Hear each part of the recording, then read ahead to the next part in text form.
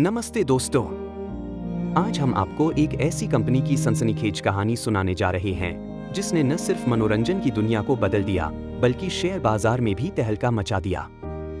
ये है नेटफ्लिक्स की कहानी, वो कंपनी जिसने डीवीडी रेंटल से शुरुआत की और आज ग्लोबल स्ट्रीमिंग का बादशाह है। कल्पना कीजिए 1997 का वो दौर जब लोग वीडियो स्टोर्स से डीवीडी किराए पर लेते थे। उसी समय रीड हेस्टिग्स और मार्क रैंडोल्फ ने नेटफ्लिक्स शुरू किया और 25 साल बाद 2024 में नेटफ्लिक्स की वैल्यूएशन $300 बिलियन को पार कर गई, यानी करीब 25 लाख करोड़ रुपए। लेकिन सवाल ये है, कैसे एक छोटी सी कंपनी ने हॉलीवुड, केबल टीवी और पारंपरिक मीडिया को घुटनों पर ला दिया। आइए इस रोमांचक सफर में गोता लगाएं और जानें कि नेटफ्लिक्स ने कैसे स्ट्रीमिंग क्रांति लाई और इसका शेयर बाजार में क्या जलवा रहा। नेटफ्लिक्स की कहानी शुरू होती है 1997 में, जब रीड हेस्टिग्स ने एक लेट फी से तंग आकर डीवीडी रेंटल बाय मेल का आइडिया निकाला। शुरुआत में नेटफ्लिक्स ने डीवीडी को डाक से भेजकर ब्लॉकबस्टर जैसी कंपनियों को टक्कर दी। 2000 तक नेटफ्लिक्स ने सस्ता सब्सक्रिप्शन मॉडल शुरू किया, जिसने ग्राहकों को अनलिमिटेड डीवीडी रेंट करने की आजादी दी। लेकिन असली क्रांति आई 2007 में, जब नेटफ्लिक्स ने स्ट्रीमिंग सर्विस लॉन्च की। उस समय इंटरनेट स्पीड बढ़ रही थी और नेटफ्लिक्स ने मौके को भुनाया। 2010 तक नेटफ्लिक्स ने कनाडा में स्ट्रीमिंग शुरू की और 2016 तक ये 190 देशों में पहुंच गया। नेटफ्लिक्स का मास्टर स्ट्रोक था ओरिजिनल कंटेंट। 2013 में हाउस ऑफ कार्ड्स ने इतिहास रचा और फिर स्ट्रेंजर थिंग्स, द क्राउन और स्क्विड गेम जैसे शोज ने नेटफ्लिक्स को ग्लोबल स्टार बनाया। 2023 तक नेटफ्लिक्स ने 2600 करोड़ रुपए भारत में निवेश किए और सेक्रेड गेम्स और दिल्ली क्राइम जैसे शोज बनाए।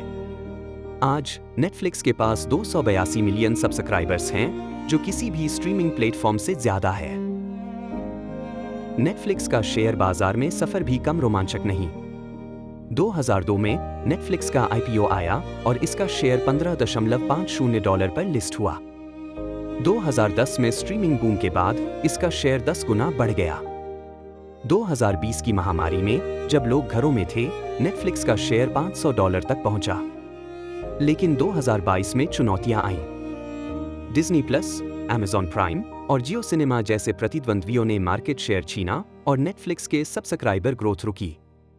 कंपनी ने 2 लाख सब्सक्राइबर्स खोए और इसका शेयर 70% गिरकर $174 पर आ गया।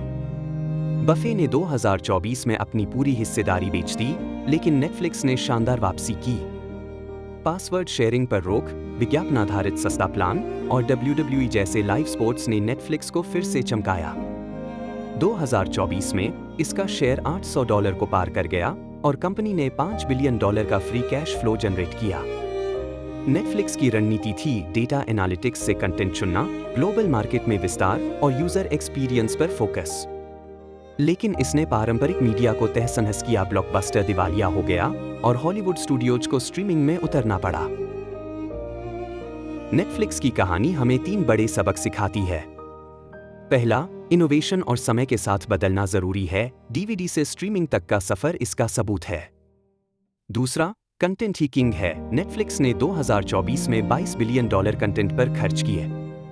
तीसरा, जोखिम लेने से मत डरो। नेटफ्लिक्स ने 2008 के संकट और 2022 की गिरावट के बावजूद हार नहीं मानी। लेकिन चुनौतियां बाकी हैं। क्या नेटफ्लिक्स बढ़ती प्रतियोगिता और एआई कंटेंट के दौर में अपनी बादशाहत बरकरार रख पाएगा?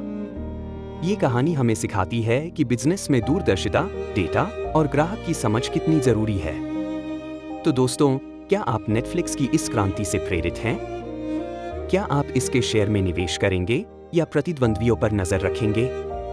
कमेंट में बताइए और इस सनसनीखेज कहानी को शेयर करें। शेयर बाजार के इस जंगल में सतर्क रहें और बड़े सपने देखें।